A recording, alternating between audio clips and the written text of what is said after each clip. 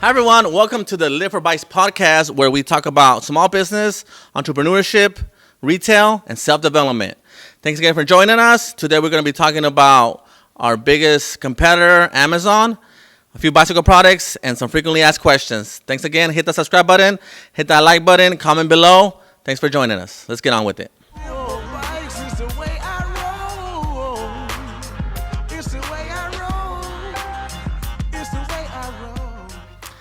So today, I want to get into the conversation about what our biggest competitor is. So as a small bicycle shop, we feel that, most of us as bike shop owners feel that our biggest competitor is other bike shops.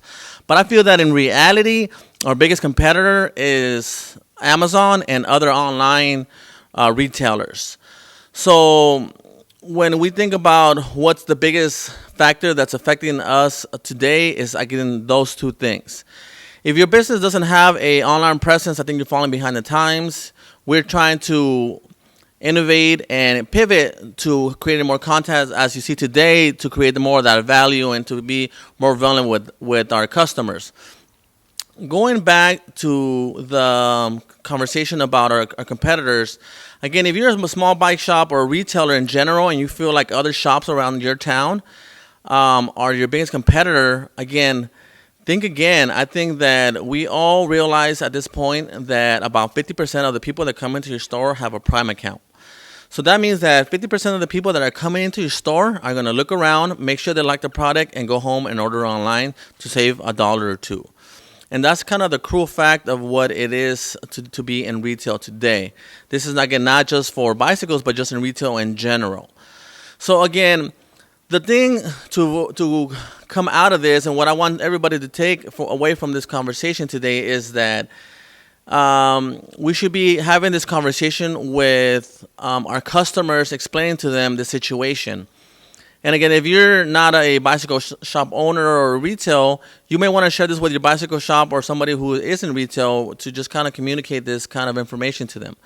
But anyway, so then what's happening is that I find that I try to have this conversation with our customers. I feel that, and I've experienced that sometimes customers don't really realize that we are at a competition with Amazon, and they, are our biggest competitors as a retailer. And so it's a conversation I think that all bike shops and other retailers should be having with their customers, because I believe that by informing them, they kind of are aware of the situation that we personally are in. So it's not a fun conversation to have with them, because what happens is that, it's real easy to get aggressive and to be kind of confrontational with them, which is not what you want to do, because what happens is that the people that are coming in are trying to at least support your business and see what you're all about. Whereas the people that, you should be getting mad at are the people you never ever see that buy everything online. This comes from, I believe, the side effects of COVID, where, a lot of the younger people were used to buying everything online, and everything is super convenient to do so. So it makes sense. But again, so by communicating that, to your customers in a polite way, which is, key. Don't try to have this conversation with anybody when you're upset or when they're, haggling. This is a conversation that I try to have with people as often as possible and try to explain to them that, yes, we are indeed, a small business that compete against one of the biggest retailers in the world. And it makes it real difficult for us to stay in business with the facility, the ease that, they have created, which I understand, or I get, that people like the convenience of shopping online. But again, what happens is that, and this is what you should be communicating with them, is that if you as a customer are buying everything online, then eventually we won't be here no more. Like, we are not going to be able to stay in business, similar to like the Toys R Us, the Sears, the Kmart's, the Blockbusters, everything that has, gone away and in recent past years that have gone because they didn't quite adapt to it or the demand wasn't there no more. If you kind of value having a bike shop around in your town, then you should try to support them. This includes, hitting that like button. It's also includes coming into the shop and see if they got what you need before you order it online, and see if maybe they can match prices, and just having this conversation with them and just give them a shot. And then what I think the customer doesn't understand is that monopolies such as like the AT&T that got broken up, the steel mills that were controlling the railroads and the steel back in the day, and then just other monopolies that the U.S. has come across. What happens is that the customer ends up losing. So when think about this, like now that like the AT&T got broken up, now you could get a cell phone, you could get a landline for next to nothing because there's so many other companies competing for your business. And it's kind of the same thing with all of retail. When power and all of the business goes to one person, they're able to control the prices. So imagine if there was, in a city like in Bellflower, like where we're at, there's probably about 5 or 6 shops that are maybe within about 5-mile radius, give or take. And let's just say they all went out of business except for Live for Bikes. At that point, we would know that we cornered the market here, and anything we could charge whatever we want. And again, the people that end up losing is our customers because, we know that we could charge whatever they want. They have nowhere else to go. And same thing will happen in the future if we're not here no more. Like if all you had was Amazon, they could be able to charge you whatever they want for anything just because of convenience. So again, it's a long-winded conversation to have with them, but again, it's important, and I don't think most people talk about it coming in. And again, if you're trying to sell somebody or they try to show them around, you kind of have to get that vibe. They're like, or just kind of assume that half of the people that are coming in are gonna just look at it and then go home and buy it online. So again, to those people, I kind of bring it up, again, in a respectful way. When I get the vibe, they're like, oh, they did, maybe the price is too high, or maybe they didn't, ask too many questions. I'm like, okay, this guy's just here to buy it online, and he just kind of come check it out here. So, and there's a lot of people that I find that do like to support the small businesses and do like that, their taxes and their community thrives by helping the small businesses. Another point to bring up too is that there's so many politicians that bring up the point that small business is the backbone of America, and the reason is because we pay the most taxes out of anybody. Not the biggest amount, but the biggest percentages. Big corporations have staff where they know all the loopholes and are able to get away with paying few taxes. For example, did you know that Apple has its corporate headquarters in, I believe it is in Ireland, where their tax rate is about 1 or 2%. I'll have to double check that, but yeah, it's a 1 or 2%. So they keep all their money there and just license the Apple name to an American corporation, and borrow all their money to run their businesses, so they don't have to pay taxes on the money they make.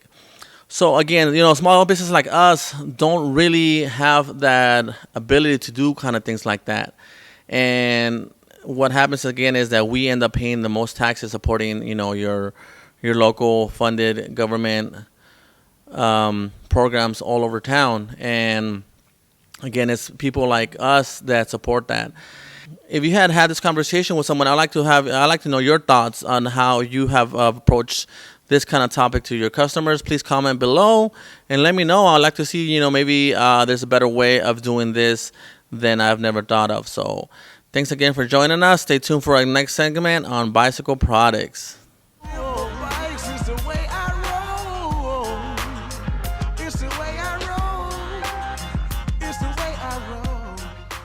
Welcome back to our bicycle product review segment.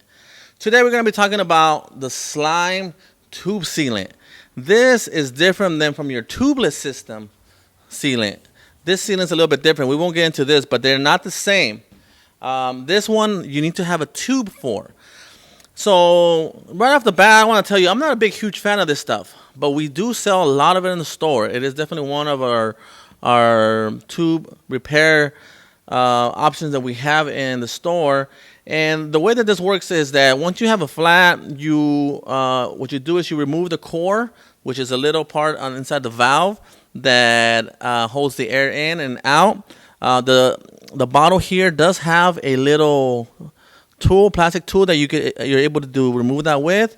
Once that is removed, then the bottle itself has a little hose that you're able to squeeze the rest of the sealant, the liquid inside the tube to hopefully fix your flat and you be on your way. So in my opinion, again, this stuff, it works about half of the time. But sometimes it's actually a great thing to have. So, for example, if you have a scooter, and scooters are notoriously hard to change a flat. And if you go to most shops, it's kind of pricey. So throwing a slime in there might be all you need to get you back on the road. And the way that will work is that if the hole's small enough and you're able to throw the tube in there, and if you have room in there, again, it's kind of like I would say it's a Hail Mary in some situations. It won't work if the tube has a big hole. These are for maybe holes the size of like a thorn that are maybe less than a millimeter or so. If it's anything substantial, this probably won't work. If you have several holes, again, it's probably not going to work as well. So again, in my opinion, this is great for preventing holes. So if you are using your bike for commuting and you want to say, hey, I don't want to get flats, this is something that a lot of people use to prevent holes, or if they're already on their way, once the liquid's inside, then you're less likely to get a flat once it's in there. So again, this is a great option for that kind of situation. In my opinion, I would use a heavy-duty tire, which I believe works the best to try to prevent flats. Second would be the heavy-duty tube, and third would be a liner, a tube protector liner that goes in between the tire and the tube to try to prevent flats. But again, this slime, it's a good option for when sometimes it's hard to get into your tube. You're stuck, and kind of like more of a Hail Mary kind of situation. So that's kind of my opinion on that. Comment below about what you think about this stuff. See if it worked out for you, and maybe share some experiences that you had with this slime prevention. So thanks again for joining us on today's cast. And don't forget to hit that subscribe button. I appreciate your support. Thank you guys for watching this. Let's move on to our third segment of your frequently asked questions. Thanks.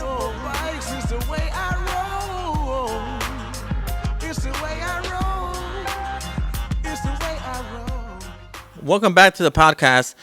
Today's question comes from one of our customers that comes in regularly. Today she asked me on how do you get a sales permit. So the sales permit in the city of Bellflower, you're able to get down from the city hall. You have to go down to the specific area where they distribute that. You need to be able to apply for one by having certain requirements. You want to check with your local city on how to do that. It's a quite easy thing to do. You want to just show intent that you're trying to open up a business. You have to have all your documentation ready as far as your personal information and a business license. So you need to go down to City Hall at a different location and apply for that as well. So the business licenses are a little bit different because that license is by a different part of the government system that is able to just know that you're going to open up a business and that you're going to be operating certain things. So what happens with the business license is that they need to check whether you are going to be able to open up a business that is not violating any kind of zones. So for example, here with us, we are right next to a school.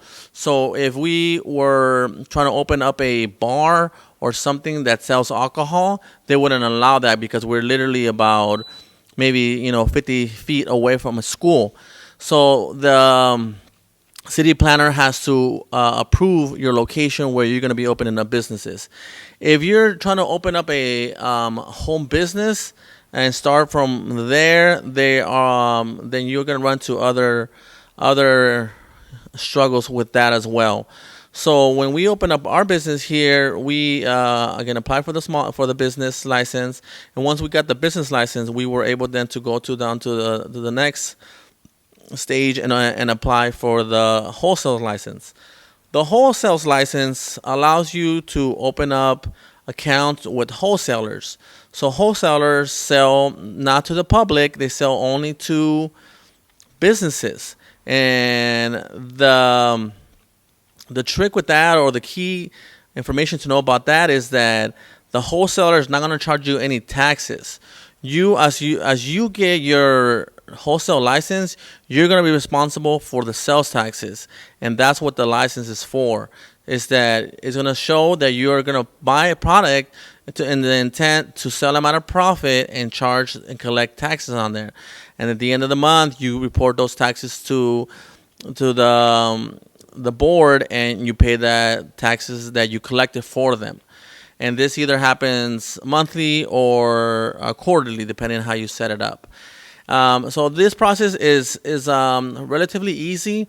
The hard part about all this is keeping track and having records to be able to sustain a business, and not just wanting to open up a business just so you could get stuff on the cheap.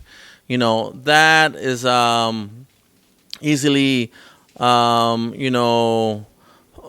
by the authorities. So if you're trying to just open up a business and just sell just so you can get stuff lower price, then again you're gonna run into problems. You will have to pay the taxes on all that stuff later. You could get audited. It's just something you just kind of try to avoid, because anytime you get audited, it's just a pain, and it's just very, very invasive, and it's not fun at all. So again, the process of getting a wholesale license also involves you getting your business license, and a lot of times, or in some cases, they're going to ask you to have a bank account as well. So the order has to be business license, bank account, and then wholesale license. Maybe not necessarily in that order, but all of those three have to happen relatively quick of each other. So when opening a business, again, focus on the business license, the bank account, and the wholesale license that allows you to buy stuff from a wholesaler, and you're able to sell it at a profit. So hopefully that answers your question on that.